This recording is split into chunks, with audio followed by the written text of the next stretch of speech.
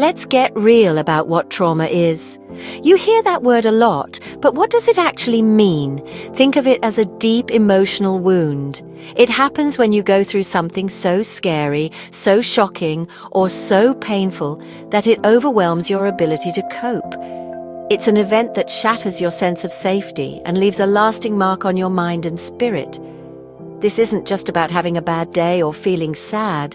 We are talking about experiences that are truly distressing and can change the way you see the world. It's an injury, but one you can't see on an X-ray. Trauma can come from many different places, and it looks different for everyone. For some, it's the result of a single terrifying event. This could be a serious car accident, a natural disaster like an earthquake or flood, or being the victim of a violent crime. For others, the trauma is ongoing, something they have to endure over a long period.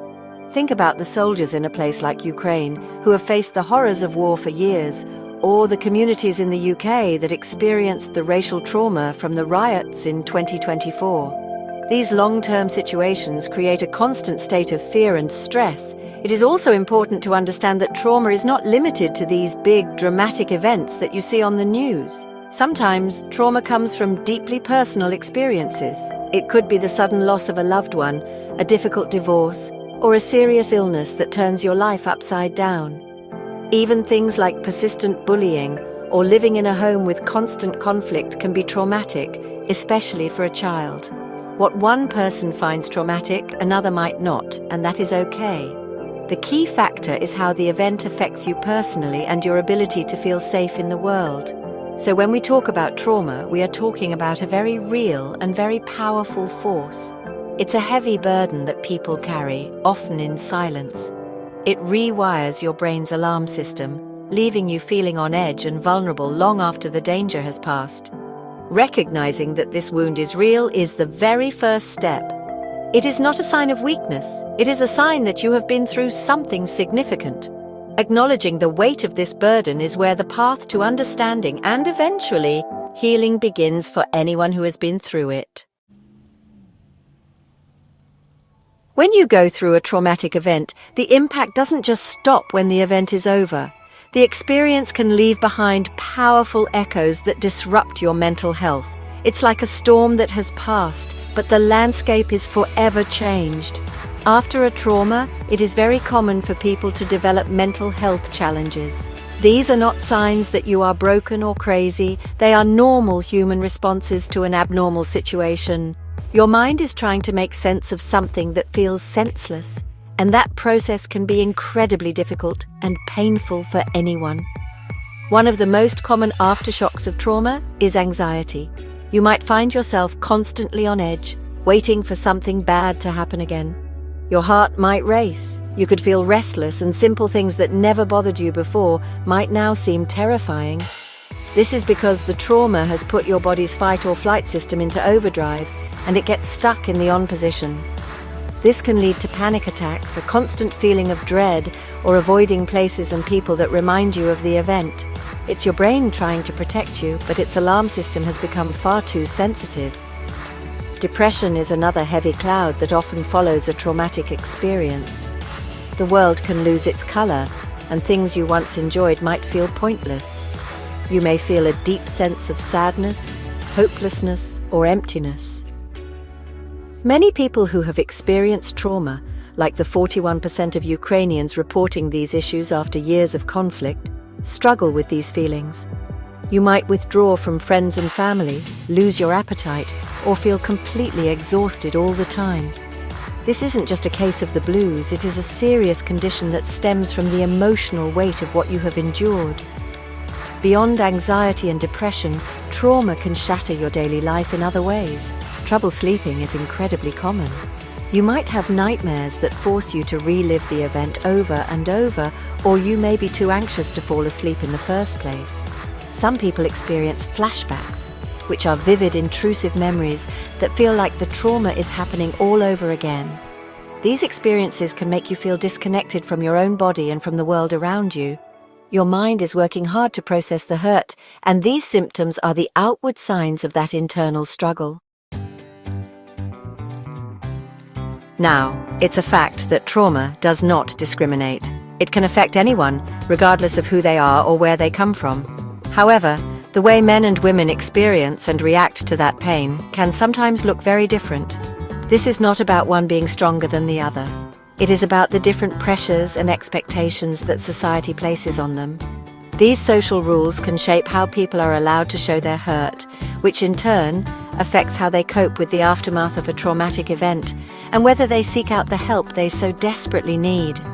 Historically, men have often been taught to be strong and silent, to push their feelings down and just get on with it. Because of this, a man who has experienced trauma might be more likely to show his pain through anger, irritability, or aggressive behavior. He might start taking more risks, like driving too fast or engaging in substance abuse as a way to numb the feelings he believes he isn't supposed to have. Instead of saying, "I'm scared" or "I'm hurting," his actions might scream it for him. This can make it harder for others, and even for himself, to connect his behavior back to the original wound. Women, on the other hand, are often socialized to be more emotionally expressive. As a result, they may be more likely to experience the internalizing symptoms of trauma. This means their pain is often turned inward, manifesting as deep sadness, anxiety, and depression. They might be more prone to blaming themselves for what happened or feeling a profound sense of worthlessness. As some studies have shown, race-based traumatic stress can lead to risky behaviors in minoritized women, showing that internal pain can still lead to external coping mechanisms. Their struggles, while quieter, are no less severe. It's crucial to understand that these are just general patterns, not rigid rules.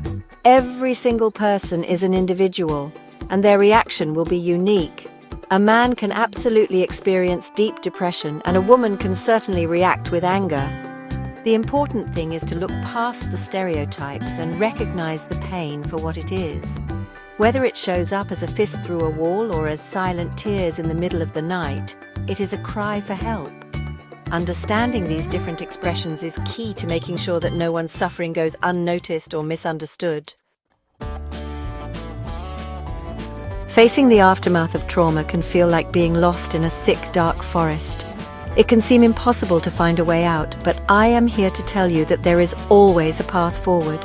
The journey to healing is real, and it begins with the courageous first step of acknowledging the need for help. Unfortunately, many people hesitate to take this step. Some worry about being judged or seen as weak. Others, like those in conflict zones or underserved communities, face real barriers like a lack of trained professionals or the high cost of care, as seen in Ukraine, where 35% have postponed care due to cost. The first glimmer of light on this path is often found by talking to someone. This doesn't have to be a professional at first. It can be a trusted friend, a family member, or a spiritual advisor, someone who will listen without judgment. Simply giving voice to your pain can be incredibly powerful. It takes the secret that has been festering in the darkness and brings it into the light, where it can start to lose its power over you. Sharing your story helps you realize that you are not alone, which is a fundamental part of the healing process. It builds a bridge from isolation to connection. When you are ready, seeking professional support can be a life-changing decision. Therapists who specialize in trauma-informed care are trained to help you navigate these difficult emotions in a safe and supportive environment. They can teach you coping strategies to manage anxiety, deal with flashbacks, and challenge the negative thoughts that have taken root. There are many effective therapies designed specifically for trauma. Remember the push in the UK to improve training for clinicians? That's because good, informed help works. Finding the right therapist is about finding a guide who can walk with you through that dark forest. Healing is not about erasing the past. The scars may always be a part of your story, but they do not have to define your future. Healing is about learning to live with those scars in a new way. It's about reclaiming your sense of safety and control. It involves being gentle with yourself, practicing self-care, and allowing yourself time to recover. It's a process with good days and bad days, but every step forward, no matter how small, is a victory. There is hope. There is help. You have the strength within you to not just survive, but to build a life that is full, meaningful, and peaceful.